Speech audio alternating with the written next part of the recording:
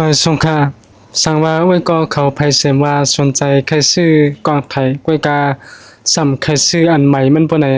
คามีดีอันขายมือสองมันติมาแนะนำปันคณะ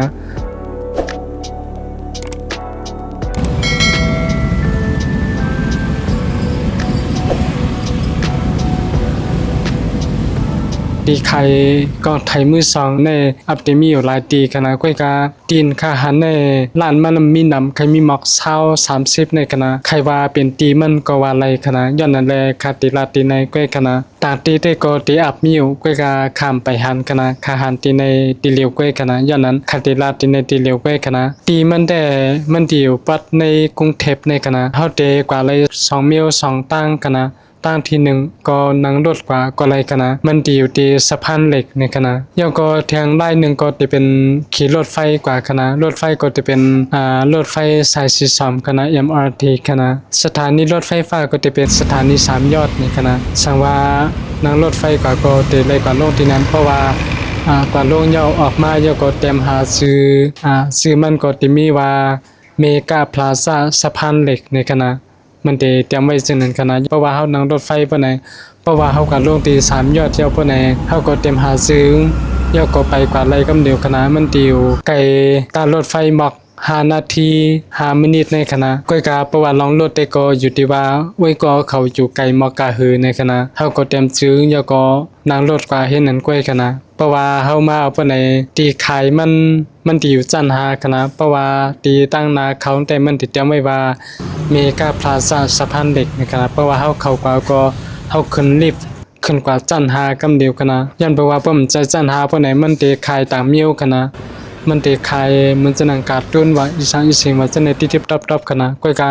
เพราะว่าเฮากว่าจันหาได้ก็เขาเตขายกองไทยมิวเหลียวก้อยกันนะว่าลองเล่นก็ยาวลองทิบๆตับๆขากองไทยว่าจะในก็มีกันนะย้อนนั้นสังว่าไว้ก็เขารู้เจ้าสังเกี่ยวกับเลยลองกองไทยเพราะไหนก็กว่าซื้อในไรกันนะอย่างนั้นเฮาก็ขึ้นลิฟต์กับติ๊กๆเพราะว่าเฮาขึ้นมาถึงจันหาปานใดเฮาก็ได้หันเป็นจังได๋กันนะที่ขายมันก็ที่อยู่มักไผขวามือคณะเพราะว่าเฮาขึ้นลิฟต์มาก็มันที่อยู่ฝ่ายขวามือเจ้าก็หน้าลิฟต์ว่าจังได๋มันก็ที่มีหมดเอาคณะอย่างนั้นใครซื้อสังกองไทยสังนี่ก็เฮาหาเลือกเอาคณะ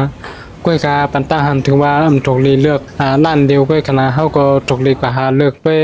หลายๆร้านคณะนะคือเฮาติได้ฮู้กาขันมันลีคณะย้อนบ่ว่าบางทีก็ลองซับปิชัตเตอร์มันสูงก้อยกาขันเขาปันเตรียมว่าจะได้ก็ติมีคณะย้อนนั้นให้ด้วยป้าลองนั่นป้าคณะย่อก็ให้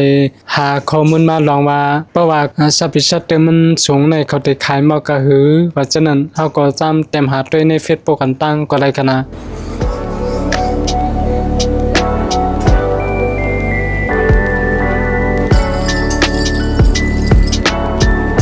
กำปันนำตอนตาคาได้เพราะว่าคาได้ซื้อมือ2แต่เพราะว่าคำมาตี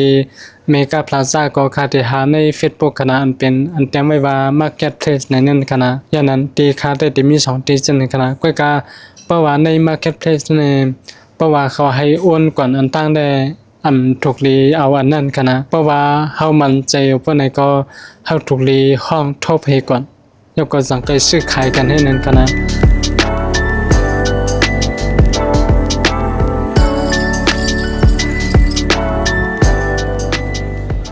ย้อนนั้นสังว่าเพิ่มว่าได้ซื้อมือ2ปานใดเฮาถูกลีฮู้ไว้ว่าเพราะว่าซับปิชัตเตอร์มันสูงแฮงนะปานน้อยมัก 25,000 ปานใดถูกลีซื้อก็ว่าไรกันนะก้อยกับเพราะว่าหาภายนอกมันตึกเล่าปานใดได้ก็ฮู้เสพหลักฐานมันว่าฮู้เสพกัดว่าฮู้เสพแมกมันว่าจังได๋ตึกลีวปานใดก็อันนั้นได้ก็ซื้อแล้วกันนะก้อยก็สังว่าเพราะว่าชัตเตอร์มันสูงแฮงนะในบางปัก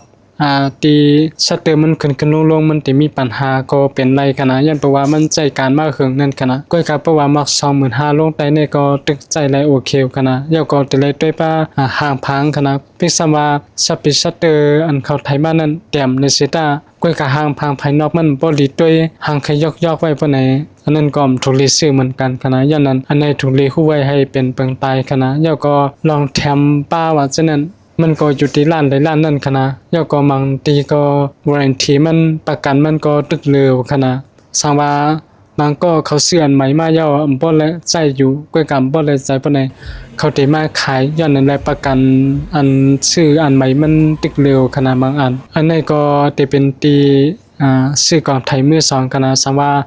ไว้ก็เขาไปสนใจใครซื้อกล่องไทยก้วยกำใครซื้อมือหนึ่งปนไหนก็มาหาซื้อที่เมกาพลาซ่าสะพานเด็กนั่นแหละกันนะในวิดีโอในก็จะมีหมดกันนั่นกันนะ